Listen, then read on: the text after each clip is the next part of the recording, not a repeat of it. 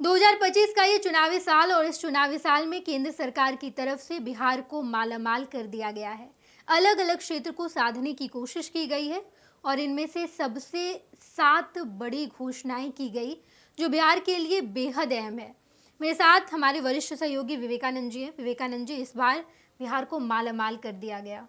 देखिए, बिहार में आने वाले समय में विधानसभा के चुनाव हैं। इसकी उल्टी गिनती शुरू हो गई है और बिहार की सत्ताधारी गठबंधन जो है एनडीए, वो इस तैयारी में भी लगा हुआ है अपने स्तर, यानी कि राज्य सरकार तो अपने स्तर से तैयारी में लगी हुई है। अब केंद्र सरकार भी कहीं ना कहीं मतलब जो नीतीश कुमार की सरकार है उसके साथ मिल करके बिहार के में कई योजनाएं केंद्र सरकार की तरफ से लाई गई हैं। और आज जब बजट पेश किया गया तो उसमें बिहार विधानसभा चुनाव की झलक स्पष्ट तौर पर दिख देखने रही को थी। मिली। कई ऐसे महत्वपूर्ण घोषणाएं की गई हैं जिसमें ऐसा लग रहा है कि उसके रास्ते, चूंकि कहा जाता है कि अब डबल इंजन की सरकार है, बिहार में डबल इंजन की सरकार है, यानी कि बिहार में यहाँ मतलब राज्य में बीजेपी जेडीयू की सरकार है और केंद्र में भी बीजेपी और जेडीयू की सरकार है। तो वैसी स्थिति में द्रुत गति से तेजी से विकास हो, तेजी से योजनाएं लाई जाए, इसके लिए अब काम किया जा रहा है। आज जब केंद्रीय वित्त मंत्री निर्मला सीतारमण ने जब बजट पेश किया तो बिहार पर खास फोकस था। खास करके आप देखिए तो मखाना बोर्ड के गठन की स्वीकृति दी, बजाबता घोषणा की गई है। केंद्रीय वित्त मंत्री ने अपने बजट भाषण में बजाबता इसका जिक्र किया और मखाना बोर्ड के निर्माण को लेकर, मखाना बोर्ड के गठन को लेकर के लगातार डिमांड की जा रही थी, लगातार मांग की जा रही थी। तो अब उस जो बड़ी मांग थी बिहार की, खास करके उत्तर बिहार की, आप देखिएगा तो मधुबनी, दरभंगा, समस्तीपुर, सुपौल का जो इलाका है, मखाना से जुड़ा हुआ इलाका है और इसमें बड़ी संख्या में लोग इससे जुड़े हुए हैं। और मखाना का जब विकास होगा तो निश्चित तौर पर उस इलाके का विकास होगा। तो मखाना बोर्ड के माध्यम से मखाना का उत्पादन कैसे बढ़े, उसको अच्छा मूल्य कैसे मिले, उसको मतलब बाजार कैसे उपलब्ध हो, इस पर काम होगा। तो महत्वपूर्ण निर्णय केंद्र सरकार ने लिया है और केंद्र सरकार ने आज के अपने बजट के भाषण में वित्त मंत्री ने इसकी घोषणा की है कि अब मखाना बोर्ड का गठन किया जाएगा। तो इस निर्णय से उत्तर बिहार में जो मिथिलांचल का जो इलाका है उसके वहाँ के लोगों को खास फायदा होगा और उसको लक्ष्य करके यह बड़ी बात करी गई है, बड़ी घोषणा की गई है। और मिथिलांचल का जो इलाका होता है वो निश्चित तौर पर मतलब जेडीयू बीजेपी का वहां प्रभाव है, तो अपना प्रभाव को और बढ़ाने के लिए और मजबूत करने के लिए, वोटरों में अपनी पकड़ को और मजबूत बनाने के लिए अब केंद्र सरकार ने मखाना बोर्ड के गठन की स्वीकृति जो है वो दे दी है। बिल्कुल बिल्कुल विवेकानंद जी, मखाना बोर्ड बड़ा निर्णय लिया गया बिहार वालों के लिए। जब भाषण की शुरुआत की निर्मला सीतारमण ने, तो सबसे बिहार के परिप्रेक्ष्य में सबसे पहले बात हुई और इस संदर्भ में उन्होंने कहा है कि मखाना बोर्ड का निर्माण किया जाएगा जो कि सीमांचल मिथिलांचल इलाके के लिए बेहद बेहतरीन है। मगध क्षेत्र को भी साधने की कोशिश की गई। आप मिथिलांचल की और एक महत्वपूर्ण योजना को ले लीजिए, जो पश्चिमी कोसी नहर है। हाँ, वहाँ पश्चिमी कोसी नहर का विकास होगा, उस पर बड़ी राशि खर्च होगी और केंद्र सरकार उस राशि को देगी। यानी कि आज के बजट भाषण में एक और महत्वपूर्ण घोषणा वो मिथिलांचल के लिए, और दावा किया गया है बड़ी राशि इस पर खर्च होगी और 50,000 हेक्टेयर इससे सिंचाई होगी। आप समझिए 50,000 हेक्टेयर सिंचाई का विकास, क्षमता का विकास होगा।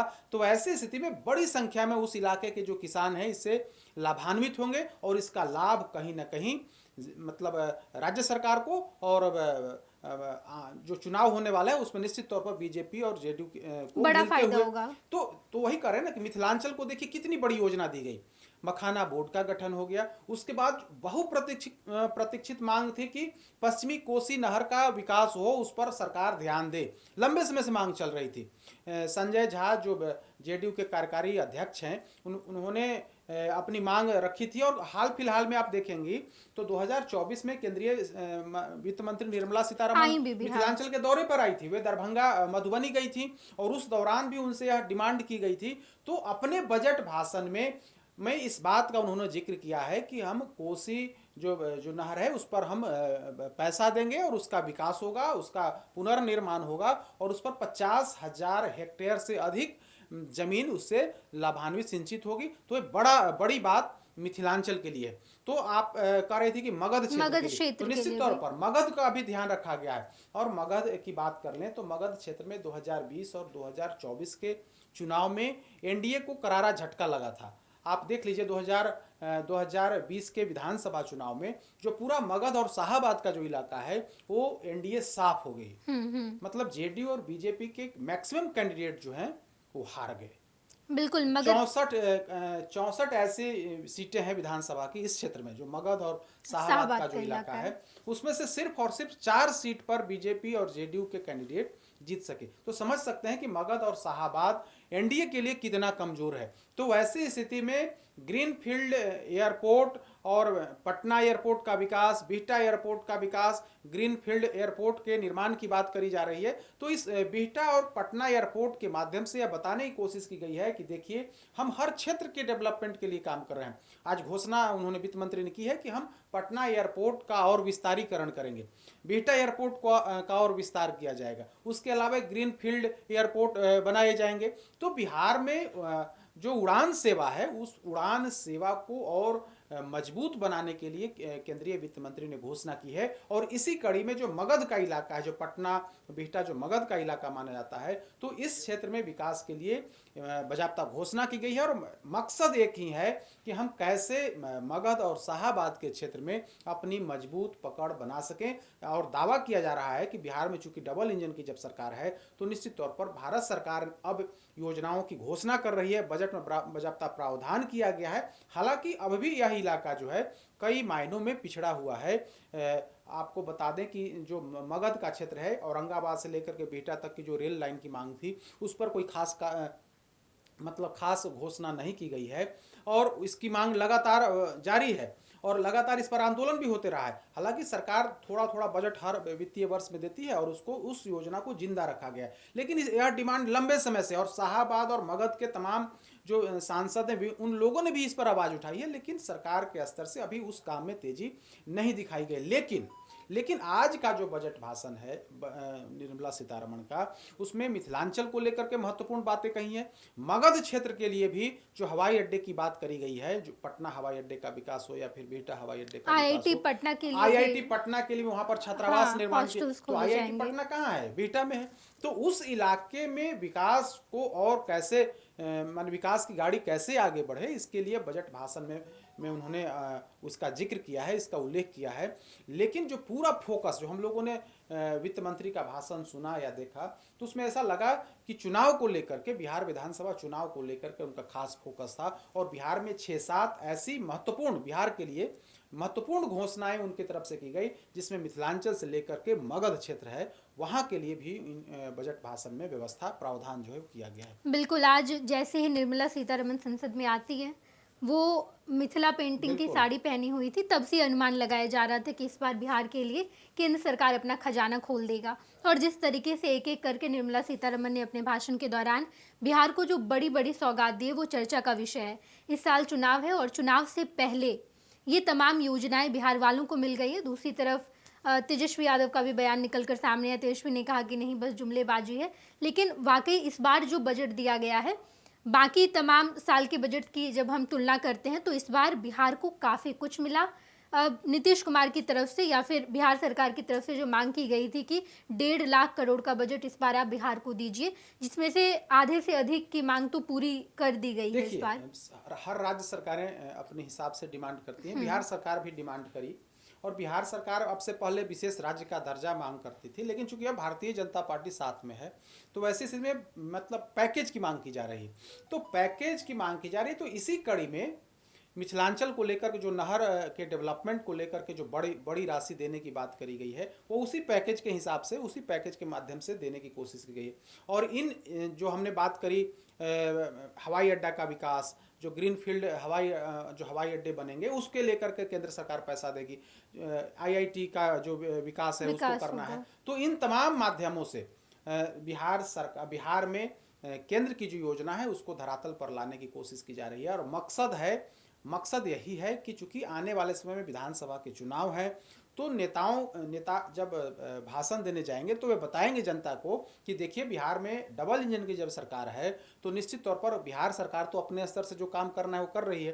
केंद्र सरकार ने भी बिहार के लिए खजाना खोल दिया है और हर सेक्टर में, चाहे वो सिंचाई का काम हो, किसान का काम हो, हवाई अड्डा का काम हो, IIT का विकास हो, मेडिकल कॉलेज का विकास हो, तो इन तमाम सेक्टर में जो है केंद्र सरकार भी पूरे तौर पर मदद कर रही है। और नीतीश कुमार तो बार बार यह बात कहते हैं कि केंद्र सरकार से हमें काफ़ी मदद मिल रही है। जो NDA की सरकार है, जो मोदी जी की सरकार है, उनसे बिहार को काफ़ी मदद मिल रही है और उसके माध्यम से हम विकास कर रहे हैं। तो मकसद यही है, मतलब बिहार की और केंद्र सरकार की, कि हम यहाँ अधिक से अधिक योजना लाएं ताकि हम जनता के बीच जाकर के कह सकें कि देखिए डबल इंजन की सरकार रहने का क्या फ़ायदा होता है और इसको पूरा भुनाने की भी कोशिश होगी। आप देखिए बिहटा एयरपोर्ट का जब निर्माण शुरू हुआ तो पूरे तौर पर उसको भुनाया गया। अभी आप देखिए पूर्णिया हवाई वहाँ पर अड्डा चालू किया जा रहा है, एयरपोर्ट चालू किया जा रहा है, तो इसको लेकर के भुनाने की कोशिश हो रही है कि देखिए केंद्र सरकार ने पूर्णिया हवाई अड्डा को भी चालू करने की कोशिश कर रही है।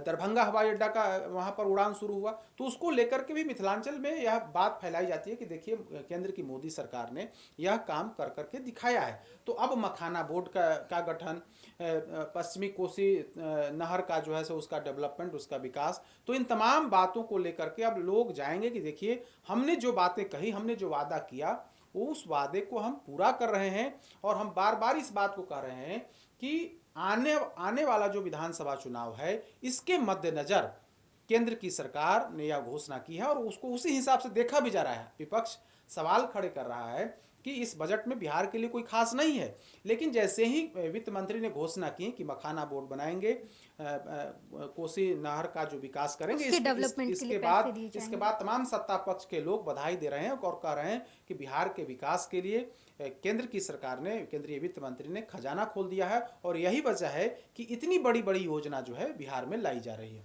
चलिए, बहुत बहुत धन्यवाद विवेकानंद जी। बिहार के लिए केंद्र सरकार ने खजाना खोल दिया है और अब बिहार को बड़ी सौगात दी गई है, चाहे वो IIT पटना के विस्तार की बात कही गई हो, एयरपोर्ट के विस्तार की बात कही गई हो, या फिर मखाना बोर्ड के निर्माण की ही बात क्यों ना कह गई हो। इस बार 2025 में बिहार में विधानसभा चुनाव है और इससे पहले केंद्र सरकार ने जो इतनी बड़ी सौगात दी है, क्या इसका फ़ायदा आने वाले चुनाव में मिलेगा या नहीं, सब कुछ हम आपको बताएंगे। आप देखते रहिएगा फर्स्ट बिहार झारखंड। भारतीय जनता पार्टी का सदस्य बनने के लिए 8800002024 पर मिस्ड कॉल करें। निवेदक Bharatiya Janata party Bihar. Panorama group, जो सोचता है वो करता है। ये लो, मुंह मीठा करो, आज मैंने अपना जॉब छोड़ दिया, अब हम पूर्णिया वापस जाएंगे। जॉब छोड़ दिया है? मतलब ये घर कैसे चलेगा, हम करेंगे क्या और माँ बाबूजी क्या बोलेंगे? इसलिए मैं एक और मिठाई का डब्बा लाया, अपने बिजनेस के लिए लोन अप्रूव हो गया। अरे लोन अप्रूव हो गया वो तो ठीक है, लेकिन पूर्णिया में हम रहेंगे कहाँ? अपना घर भी तो नहीं है वहाँ। इसलिए तो एक और मिठाई का डब्बा अलग से लाया हूँ। हमने पूर्णिया में घर ले लिया है, पूर्णिया के E-Homes पैनोरमा में। पूर्णिया में पैनोरमा ग्रुप लेकर आए हैं E-Homes पैनोरमा। बड़ा घर, आलीशान जिंदगी और अत्याधुनिक सुविधाओं के संग। अरे अब क्यों मुंह मीठा करवा रही हो? क्योंकि हम घर वापसी जो कर रहे हैं। घर वापसी की खुशी पूर्णिया में E-Homes पैनोरमा के संग। E-Homes panorama, luxurious lifestyle redefined. Netaji Subhash medical college एवं हॉस्पिटल लेकर आए हैं गर्भवती महिलाओं के लिए निःशुल्क डिलीवरी की सुविधा। हाई रिस्क प्रेगनेंसी के साथ छोटे बच्चों का रखरखाव एवं NICU की सुविधा उपलब्ध है। बच्चेदानी का ऑपरेशन, दूरबीन विधि से सभी प्रकार के ऑपरेशन एवं OPD की सुविधा न्यूनतम दर पर प्राप्त करें। NSMCH, अम्हारा, बिहटा, पटना।